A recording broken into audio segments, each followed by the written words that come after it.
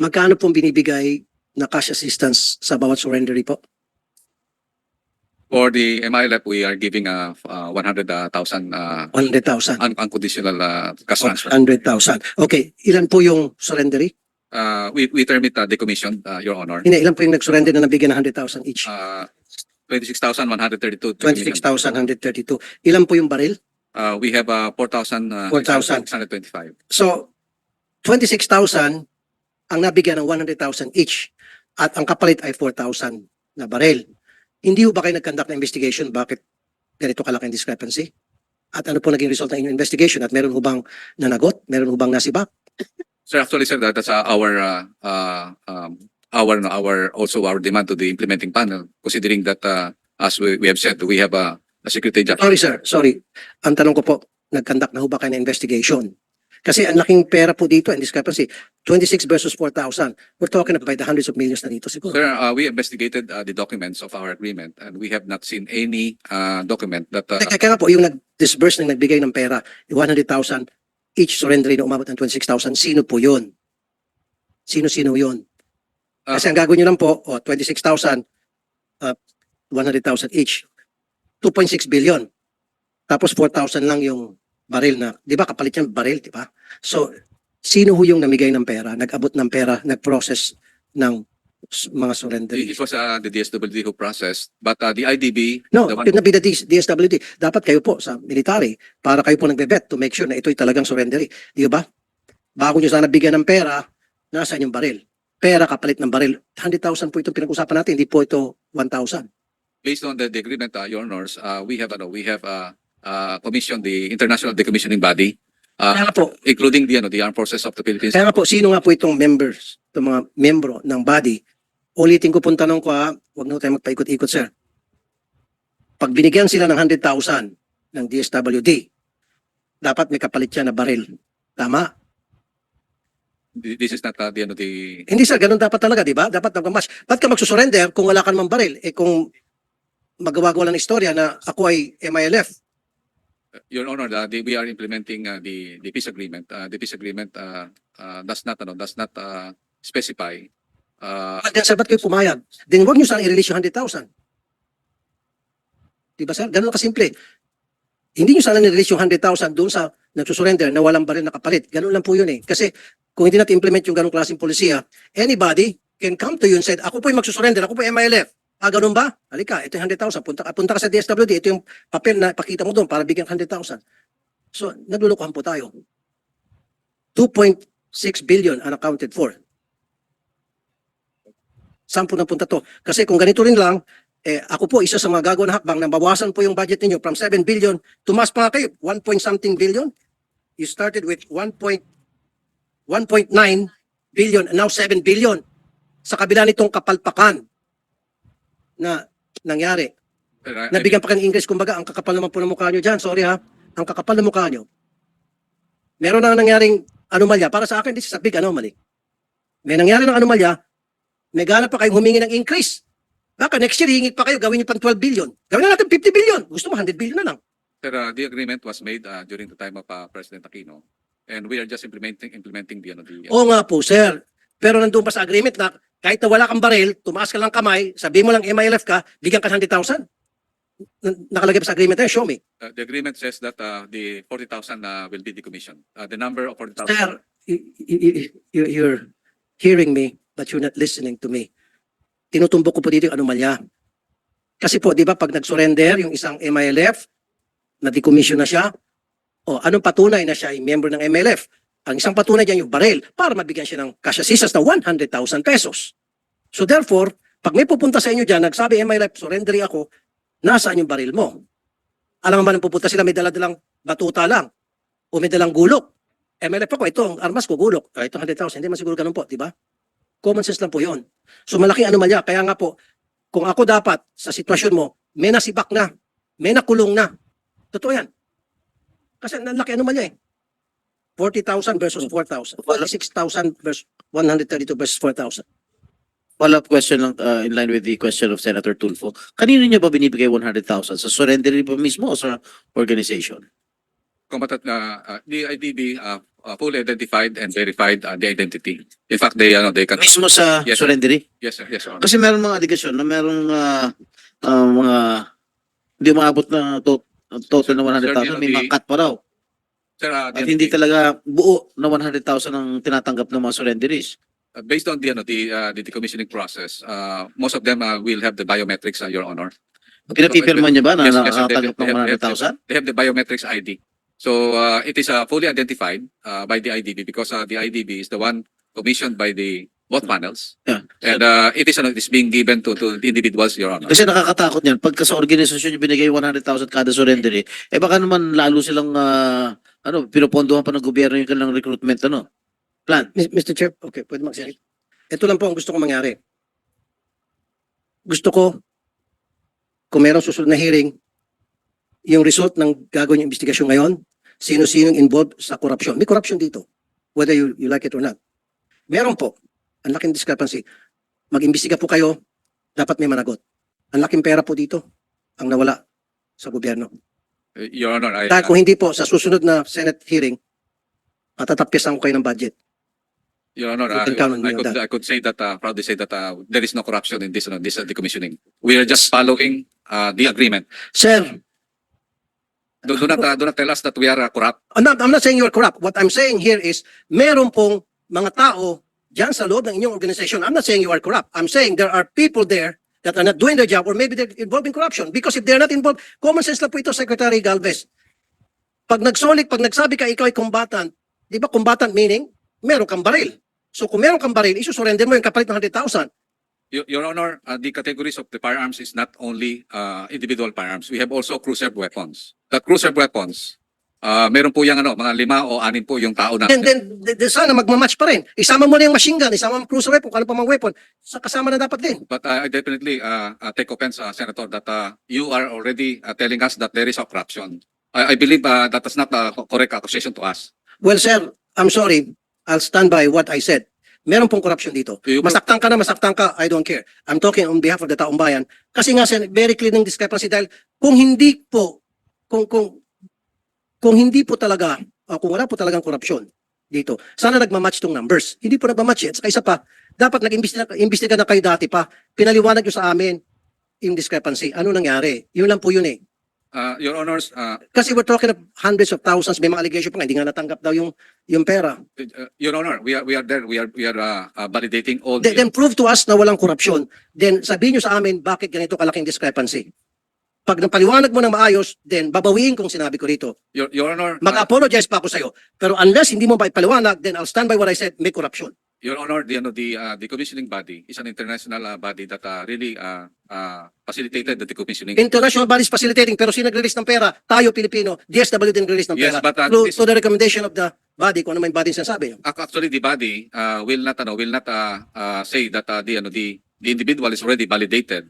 Considering that international body is those are experts from I know, sir, but the only, you're in the military, right?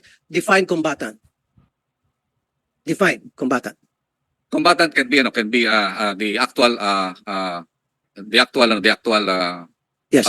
individuals Yes. holding the firearms. Holding firearms. So, ibig sabihin, meron siyang firearms. Yes. So your definition, galing sa'yo, your definition of combatant is someone holding a firearm. Yes. So, where is that firearm? Sir, Yung combatant na sumurrender na binigyan 100,000. Dapat magmamatch yan. Galing na mismo sa'yo, combatant is the one holding the firearm. you have, Where are the firearms? sir, ito natin sa Last na sir, ano? Saka isa pa, sir, hindi ka ba nabulabog dito? 26,000 surrenderies na bigyan ng 100,000, umabot ng 2.6 billion and 4,000 ng firearms. Kasi kung ako, sir, sorry, I'm not saying you're corrupt. Sinabi ko sa loob ng organisasyon. Kung ako, sir, mababahala na ako. Kung ako, talagang hell break loose. Sir, I have said earlier that the decommissioning of combatants have many process, including the decommissioning plus the SLW and also the DPAGs. DPAGs are the one in charge on those firearms that we considered as loose that have been given to the MILF and the MNLF. Those firearms that are personally owned, it will have a different program, and we believe. So ang sinasabi niyo, sir, okay, nabanggit na kanina personal. So may pupuntang combatant, may baril ako. Hindi ko surrender to kasi personal ko to. Ganun ba yung nangyari? Kaya yun yung difference ng 26,000 to 4,000 lang na baril. Kasi karamihan sa kanila personal, declared as personal firearms. Tulad sinabi kanina ni Ma'am Raisa. Or sympathizers. Yes, yes, Your Honor. That's Pumayag kayo ng ganon? Eh di dapat, wag nyo bigyan ng 100,000. Dapat pera kapalit ng baril. So, sorry sir, then sabihin natin walang korupsyon. Okay. Then, katangahan. Again, I'm sorry for the word. Sorry for the word. Kasi, sige, tanggapin ko, yung difference is sa 26,000 sa 4,000 ay sapagkat karamihan doon ay may mga baril pero hindi sinurrender sapagkat personal use nila. O ba tayo pumayag, sir? Kasi kung ako, sir, hindi ako papayag. Yun lang po. Sir, mag-imbestiga po kayo, sir. I'm not saying again you're corrupt. There is corruption here. Mag-imbestiga po kayo, sir. And dapat, head should roll dito. Meron talagang kalokohan dito. Hindi mo i-admit yun, sir, pero I'll stand by what I said.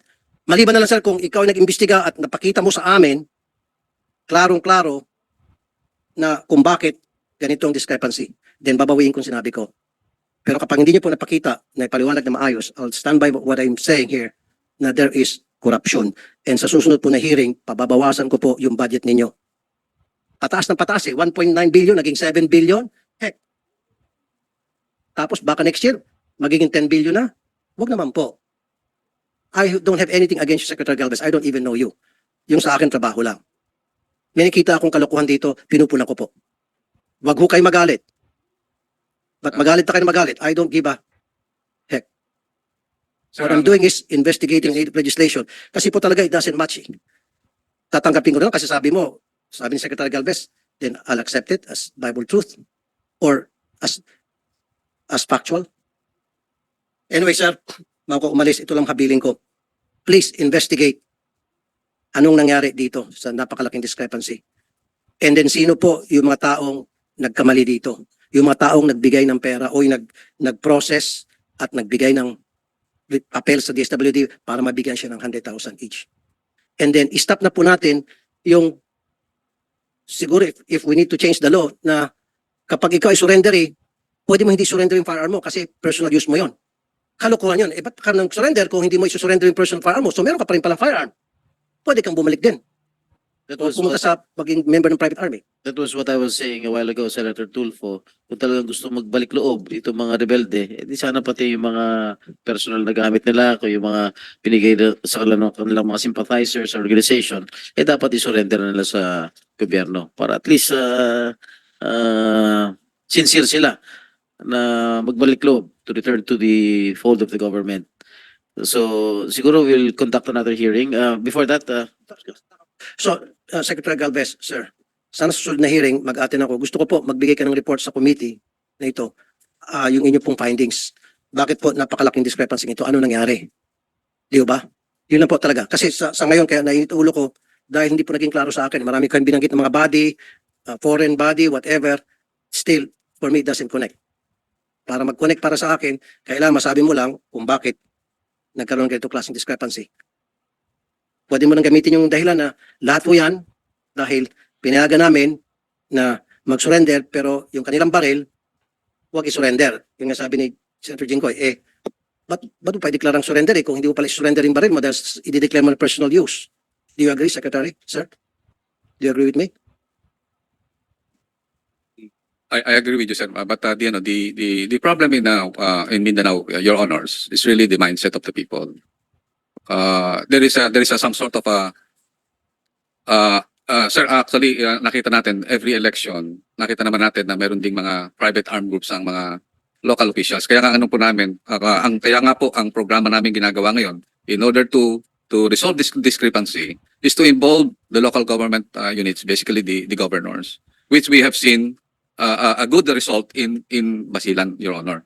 That, Sir, wala kinalaman dito yung mga governors. Ang may problema dito, yung mga nag-process ng mga surrenderies, ng mga combatants, kung tawagin nyo kanina. Combatants, in your definition, is the one holding Yes. the firearm. yes, Tama? Your Honor, Your So, Honor. anong kinalaman po ni Governor, ni Mayor? Sir, ito po nga natin sa combatant sa MILF as an organization. Normally, kami mga military, pagka nagkakaroon po ng enkwentro, matagal po ang enkwentro. Pero yung isang baril, kunyari, meron tumumba, meron pumupulot na unarmed. So yung combatant doesn't mean na meron siyang baril. Kasi ang ano po natin, ang configuration, kaya sir ito yun. No? Teka muna. So, pupunta sa gera yung combatant na walang baril. Pag meron tinamaan dyan na sundalo o kasama niya, akin na, ako naman. Ganon? Yes, sir. Yes, sir. Pelikula? Actually, sir, I don't think so. Sir, actually, sir, yan ang tinatawag namin pintakasi. We call it, sa ano, sir, yung sa, I've been in Mindanao for long time.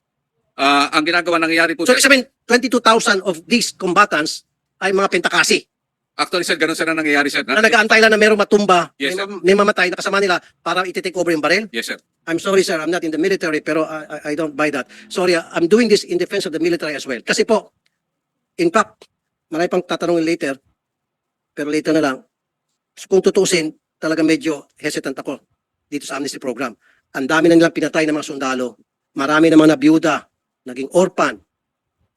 Dapat meron tayong matinding programa na to make sure na itong peace process na ito, amnesty program na ito, hindi mapagsamantalahan, not only from the other side, but also from within, na hindi magagamit ito sa korupsyon. Kawawa naman yung mga sundalo natin. Tapos, sasabihin natin, peace tayo ng peace. Pagkatapos, mag-ambush itong mga NPA. O, tapos, ang palagi natin pinakikinggan, yung nasa Norway, yung patay na, sino yan? O, dapat namang kinakausap ninyo yung, si Joe Masiso, Netherlands. O, dapat na kinakausap nyo yung mga kadre mismo sa mga iba't ibang probinsya. Hindi tayo nagpag-usap sa mga tao na nasa abroad. O, sir, ilan na ang mga nabiyuda? Ilan na ang mga naging orphan?